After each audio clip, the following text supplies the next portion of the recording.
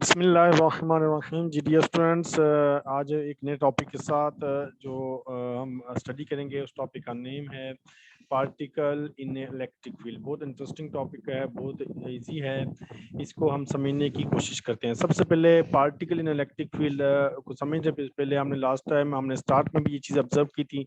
इसको रिव्यू करता हूँ कि हमने बात डिस्कस की थी कि दो टाइप ऑफ पार्टिकल होते हैं, एक को हम चार्ज पॉजिटिव चार्ज कहते हैं या एक नेगेटिव चार्ज होता है। ठीक है, ये टाइप ऑफ चार्ज है, यानी कि या तो पॉजिटिव होगा या नेगेटिव होगा। अब सेम चार्ज होंगे तो एक दूसरे को रिपेल करेंगे, ऑपोजिट चार्ज होंगे तो एक दूसरे को अट्रैक्ट करेंगे। हर चार्ज के गिर्द जो है फील्ड लाइंस होती हैं। इट मींस के हर चार्ज का एक फील्ड ऑफ इन्फ्लुएंस होता है, एक रीजन होता है जिसमें वो उसका इन्फ्लुएंस ऑब्जर्व किया जा रहा होता है, उसको महसूस किया जा रहा होता है। आप इसकी एग्जांपल यूं लें, अगर आप एक आग जलाएं, यानी कि अगर फर्ज किया आपने आग जलाई है, आग जला जैसे सर्दियों का मौसम में हो तो आग जलाने के बाद कुछ लोग उसके इर्द गिर्द बैठते हैं उसको फील करने के लिए। ठीक है, अब एक उसका फील्ड ऑफ जहां तक उसका असर जा रहा है उसका हीट का, वो उसका फील्ड है। आई होप कि आप समझ रहे होंगे कि एक आपने आग जलाई, उसका फील्ड ऑफ इफेक्ट जो है एक लेवल उसके एक उसकी जहां तक उसका असर, उसकी तपश हम फील कर सकते हैं, उसकी जो हीट जो है हम फील कर सकते हैं, वो उसका फील्ड है उस आग का। इसी तरह एक चार्ज है, चार्ज का इफेक्ट जिस फील्ड तक ऑब्जर्व किया जाता है, फेल्ट ऑब्जर्व होता है, उसको हम उसका फील्ड इलेक्ट्रिक फील्ड कहते हैं। और इसके मैंने कि अगर फर्ज किया इसके इर्द गिर्द जो भी इसका फील्ड होगा वो इस तरह होगा। ठीक है, अब इसका फील्ड ऑब्जर्व करने के लिए डेफिनेट बात है, इसके करीब एक हमने देखना है कि इसका फील्ड कहाँ तक है। एक दूसरा चार्ज इसके करीब लेके आएंगे जिसको हम टेस्ट चार्ज का नाम देंगे। तो अब ये जो फील्ड है इसके गिर्द, इसको कहते हैं electric field of lines. Electric, ये नया नाम नहीं है, आपने लोड क्लासेस में भी इलेक्ट्रिक फील्ड ऑफ लाइंस जो उस चार्ज से ओरिजिनेट होती हैं, निकलती हैं। तो ये इलेक्ट्रिक फील्ड ऑफ लाइंस जो हैं, अब सपोज किया कि अब हम चेक करना चाहते हैं कि इसका फील्ड कितना है, तो एक टेस्ट चार्ज इसके करीब लेके आएंगे, उससे ऑब्जर्व होगा कि वो उसका फील्ड इफेक्ट क्या है और वो क्या है।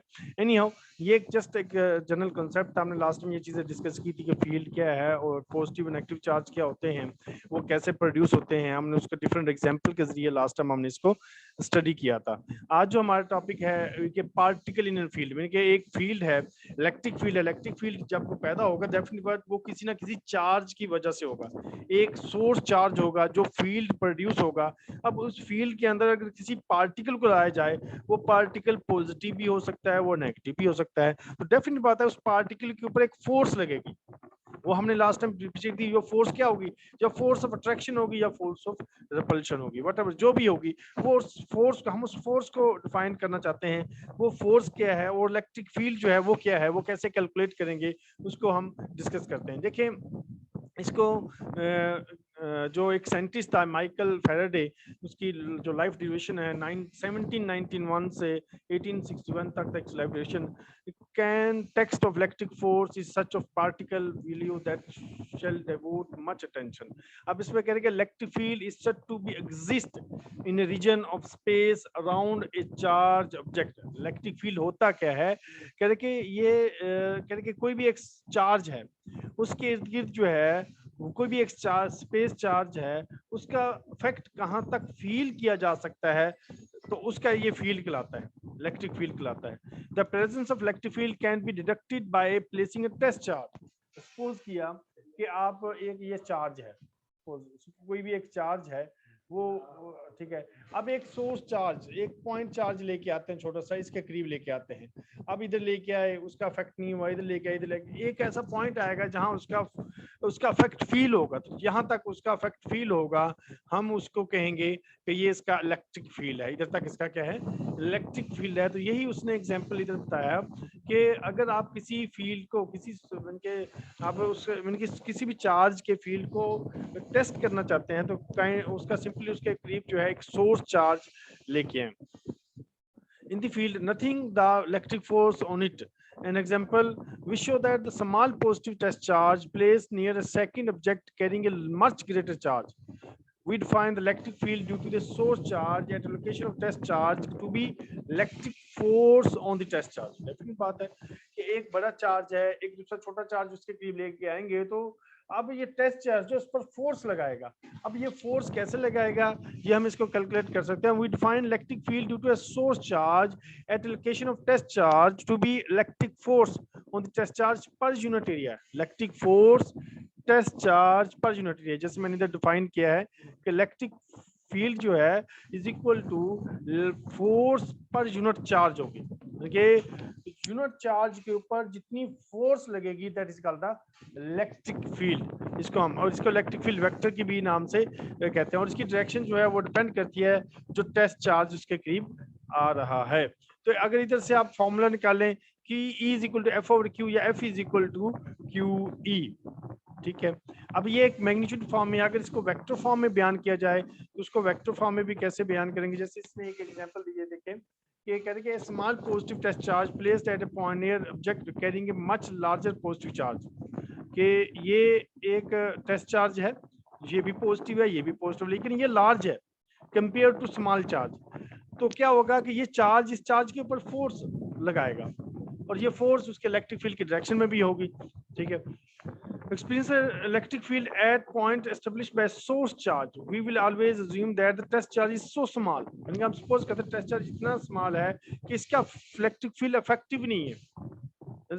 Test charge का is unaffected by its presence. यानी कि उसका इतना effect नहीं है। अब अगर इसकी vector form की बात करें,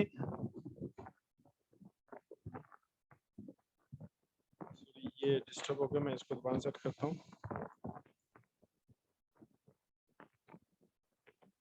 हम इसकी बात कर रहे थे कि जब इलेक्ट्रिक फील्ड जो है इसके ऐसा यूनिट क्या होंगे, न्यूटन पर कूलम। ये कोई रट्टाई वाली बात नहीं है कि आपने इसको रट्टा लगाना है। देखिए फोर्स के यूनिट क्या होते हैं, न्यूटन।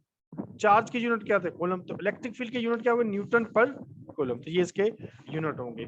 तो इस लिहाज से आप देखेंगे the direction of E is the direction of force a positive charge test charge experience when placed in a field। यानी कि डायरेक्शन ऑफ E जो होगी वो डायरेक्शन ऑफ फोर्स होगी जो टेस्ट फोर्स ए पॉजिटिव चार्ज टेस्ट चार्ज जो है वो एक्सपीरियंस करेगा प्लेस्ड इन द फील्ड, जब उसको इसकी फील्ड में रखा जाएगा। Note that E is the field produced by some charge distribution separate from the test charge. It is not field produced by the test charge। उनकी ये field जो है हम जो बात कर रहे हैं, ये फील्ड हम कह रहे हैं कि ये सोर्स चार्ज की वजह से पैदा हो रहा है। टेस्ट चार्ज हमने टेस्ट चार्ज को इतना स्मॉल कंसीडर किया है कि उसके फील्ड को नेग्लिजिबल कहा है, ना होने के बराबर। Existence of electric field is always property of the source. Presence of test charge is not necessary for the field to be exist। मतलब उसका टेस्ट चार्ज इतनी इसकी है का स्मॉल है, हम सपोज करते हैं कि इसकी वो कोई फील्ड एग्जिस्ट नहीं करता, ठीक है। तो इस लिहाज से फिर फोर्स जो इसकी वेक्टर फॉर्म हो गया F is equal to Q V, कि जो जिस डायरेक्शन में फोर्स लगेगी उसी डायरेक्शन में इलेक्ट्रिक फील्ड होगा। और क्यू क्या है, ये चार्ज है, चार्ज जो सोर्स चार्ज की बात करें। This question is the mathematical representation of electric version of the particle in a field. ये पार्टिकल इन अ फील्ड की इलेक्ट्रिकल वर्जन है, और ये बिल्कुल सिमिलर है उसके जिसको हम कह सकते हैं कि न्यूटन जो ग्रेविटेशनल वर्जन है। ग्रेविटेशनल वर्जन के आपको याद हो क्या था, F is equal to mg, इधर क्या है F is equal to QE। अब ये बिल्कुल इससे कंपेटिटिव है, इधर ग्रेविटी है, इधर चार्ज, ठीक है, इधर मास है, इधर चार्ज की Q की वैल्यू है। तो ये इससे कंपेरेटिव है इस लिहाज से। तो इस लिहाज से कह रहा है कि वंस द मैग्नीट्यूड और direction of the electric field are known, कहते हैं एक दफा मैग्नीट्यूड और डायरेक्शन इलेक्ट्रिक फील्ड की हमें पता चल जाए तो electric force exerting on any charge particle at that point can be calculated. कहते हैं अगर हमें मैग्नीट्यूड भी पता चल जाए और उसकी डायरेक्शन भी पता चल जाए तो हम इसकी वैल्यू कैलकुलेट कर सकते हैं, किसकी, चार्ज की, चार्ज पार्टिकल की Q की वैल्यू हम कैलकुलेट कर सकते हैं, ठीक है, अगर हमें इसकी इन चीजों की मालूमात हो जाए। अब कैसे करेंगे, अब कह रहे हैं कि determine the direction of the electric field. अब इलेक्ट्रिक फील्ड की डायरेक्शन फाइंड करने के लिए क्या करेंगे, consider a point charge as source charge, this charge create an electric field. करके ये चार्ज जो है इलेक्ट्रिक फील्ड जनरेट करेगा, डेफिनेट बात है, ये सोर्स चार्ज है। All the point in the space around surrounding it a test charge is placed at point P. यानी कि उसने क्या किया, एक सोर्स चार्ज लिया, ठीक है, और एक टेस्ट चार्ज जो है इसकी फील्ड में रखा। अब ये सोर्स चार्ज इस पर एक फोर्स लगाएगा, ये फोर्स एफ ई, और इसी डायरेक्शन में इलेक्ट्रिक फील्ड भी होगा, और आर यूनिट वेक्टर इसकी डायरेक्शन को रिप्रेजेंट करता है। क्योंकि if Q is positive, the force on the test charge Q naught is directed away from Q। क्योंकि अगर ये Q naught पॉजिटिव है तो फिर ये फोर्स जो होगी ये अवे होगी, अगर ये नेगेटिव है तो फिर अवे नहीं होगी बल्कि इनवर्ट होगी। ये डिफरेंस आपने याद रखना है कि अगर ये पॉजिटिव है तो फोर्स अवे होगी, अगर नेगेटिव है तो फोर्स इनवर्ड होगी, ये आपने मेमोराइज करना। तो इस लिहाज से कूलम्स लॉ आपको याद हो, हमने पीछे पढ़ा था, F is equal to Q1, अगर आपको याद हो F is equal to Q1 Q2 over R square, और इधर K भी था, तो इधर Q1 की जगह Q लिख दिया, Q not R unit watt किसी डायरेक्शन के लिए K इसे कूलम्स कांस्टेंट कहा जाता है, इस लिहाज से इसको आपने डिफाइन कर दिया। अब इधर क्या किया, F इधर E क्या था हमारे पास, F ओवर Q नॉट, इधर से F की वैल्यू निकालें, तो F क्या है QE, तो F की जगह इसकी वैल्यू पुट कर दी। तो आप जब इसकी वैल्यू पुट करेंगे, अगर मैं इधर ही करूं तो QE is equal to KE Q not over R square, ये Q से कटेगा तो E क्या निकल आएगा, सॉरी ये Q नॉट होगा, ये Q नॉट है, सॉरी Q नॉट से कटेगा तो E is equal to KE Q और R स्क्वायर बन जाएगा। ये इसकी डिस्क्रिप्शन बन गई, तो इनके इसमें आपके ये फॉर्मूला इसमें कैलकुलेट हो जाएगा। ये सारी डिस्क्रिप्शन इसमें मैंने आपको इस तरह आपने इसकी लिहाज से आप ई इलेक्ट्रिक फील्ड की डायरेक्शन भी फाइंड कर सकते हैं, इसकी वैल्यूज भी कैलकुलेट कर सकते हैं इस फॉर्मूले की मदद से। अब करेंगे, अब इधर हम एक पार्टिकल की बात करते हैं ना, अगर लेकिन एक से ज्यादा पार्टिकल भी हो सकते हैं, हम एक सिंगल पार्टिकल की बात करते हैं। अब एक से ज्यादा पार्टिकल होंगे तो फिर इसमें समीशन आ जाएगा कि समीशन QI और R स्क्वायर इनटू R यूनिट वेक्टर, मतलब ये जो समीशन है it represent shows that it shows more than one particle electric field due to infinite number of point charges. उधर एक पॉइंट चार्ज है, इधर finite number of point charges की वजह से ये होगा। अब इसमें एक बहुत इंपॉर्टेंट है, ये आप में भी आप जब पोलराइजेशन का अमल करते हैं तो एक टर्म है डाइपोल। इलेक्ट्रिक डाइपोल क्या होता है, which is defined positive charge and negative charge separate by small distance. देखिए जब एक पॉजिटिव चार्ज और नेगेटिव चार्ज के एक स्मॉल डिस्टेंस के साथ सेपरेट होता है तो इसको हम डाइपोल का नाम देते हैं। Electric dipole is a good model for any molecule. अब आप केमिस्ट्री के लिहाज से बताएं, कोई भी मॉलिक्यूल होता है उसके electric dipole different molecules ions की फॉर्म में होता है, आयंस एक पॉजिटिव भी हो सकता है नेगेटिव भी हो सकता है, तो अब पॉजिटिव नेगेटिव आयंस हैं उसके दरमियान जो स्मॉल डिस्टेंस है दैट इज डाइपोल। जैसे उसने कहा है कि हाइड्रोक्लोरिक एसिड की बात की है, natural atom and molecules behave like a dipole. जितने भी नेचुरल एटम हैं और मॉलिक्यूल्स हैं that behave like a dipoles. और डाइपोल की हमने डेफिनेशन क्या पढ़ी कि positive negative charge separated by small distance, और ये डिस्टेंस 2a उसने डिफाइन किया है, 2a हो सकता है।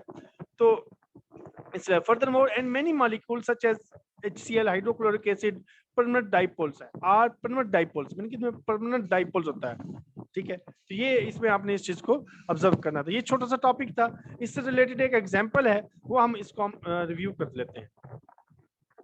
बहुत इजी सी एग्जांपल है, एंजॉय करेंगे। एग्जांपल 23.5, आप ये एग्जांपल नोट करते जाएं जो मैं आपको करवा रहा हूँ, ये इसको आप अंडरस्टैंड करेंगे, जो आप छोड़ रहे हैं उसको भी आप देख रहे हैं। The water droplet of mass this is located in air near the ground during the stormy day storm। यानी कि एक वाटर ड्रॉपलेट जो है वो सस्पेंड हो गया, एयर में है, an atmospheric electric field of magnitude this point vertically upward, यानी कि वो नीचे आ रहा है और इलेक्ट्रिक फील्ड अपवर्ड है, opposite in the vicinity of the water droplet the droplet remains suspended at rest in the air, यानी कि वो सस्पेंडेड होता है, रेस्ट में होता है, इसका मतलब है कि इलेक्ट्रिक फोर्स और जो ग्रेविटेशनल फोर्स इक्वल है लेकिन ऑपोजिट है, एक दूसरे को कैंसिल कर रही है। जब एक ड्रॉपलेट, देखिए एक ड्रॉपलेट है ना, अगर मैं एग्जांपल दूं, फर्ज किया ये ड्रॉप है, अगर इधर भी फोर्स लग रही है इधर फोर्स, अगर ये दोनों फोर्स इक्वल होंगी तो फिर ही तुझे सस्पेंड करेगा। अगर ये इलेक्ट्रिक फोर्स है और ये ग्रेविटेशनल फोर्स है, अगर ये दोनों इक्वल होंगी तो ये जो ड्रॉप होगा ये सस्पेंड हो जाएगा, इस पर नेट फोर्स जो होगी वो जीरो हो जाएगी। नेट फोर्स जीरो होगी तो ये सस्पेंड हो जाएगा हवा में, एयर में। तो उसने क्या है कि उस वक्त इसकी जो चार्ज होगा ड्रॉपलेट के ऊपर, जो चार्ज होगा वो कैलकुलेट करें, ई क्यू कैलकुलेट करें। अभी मैंने बात की कि अब उस पर जो वर्टिकल फोर्स है वो नेट फोर्स जो है वो जीरो है। ये देखें, net force electric force F E minus F G वो जीरो है।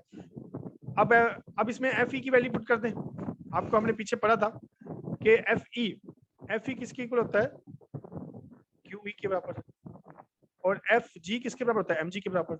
ये आपको पता है, आई होप के लोअर क्लास में आपने पढ़ा होगा। ग्रेविटेशनल फोर्स है और ये इलेक्ट्रिक फोर्स है। इसमें वैल्यू पुट करेंगे, इधर माइनस इसलिए क्या है कि ये अपवर्ड है, ठीक है, और ये इधर प्लस है तो एम जी डाउनवर्ड है, क्योंकि नॉर्मली डाउनवर्ड फोर्स के लिए प्लस आता है और अपवर्ड फोर्स के लिए माइनस आता है, ये याद रखिए। इसलिए इधर इलेक्ट्रिक फोर्स क्योंकि अपवर्ड है तो इधर माइनस आया, इधर प्लस आया। तो इस लिहाज से क्यू का फॉर्मूला निकला, Q is equal to minus M G over E. M क्या है, एम क्या है, मास, ये गिवन है। जी ग्रेविटेशनल कांस्टेंट है, ये आपको पता हो, और ई इलेक्ट्रिक फोर्स ये भी दी गई है। इसमें वैल्यू पुट करें तो आपका आंसर ये कैलकुलेट हो जाएगा। तो इस तरह आप एक ड्रॉपलेट के ऊपर जो चार्ज प्रोड्यूस होता है वो आप कैलकुलेट कर सकते हैं। आई होप कि आपको समझ आ गया होगा। यहाँ तक हम इस सेशन को एंड करते हैं। अब हम आपके क्वेश्चन की तरफ मूव करेंगे।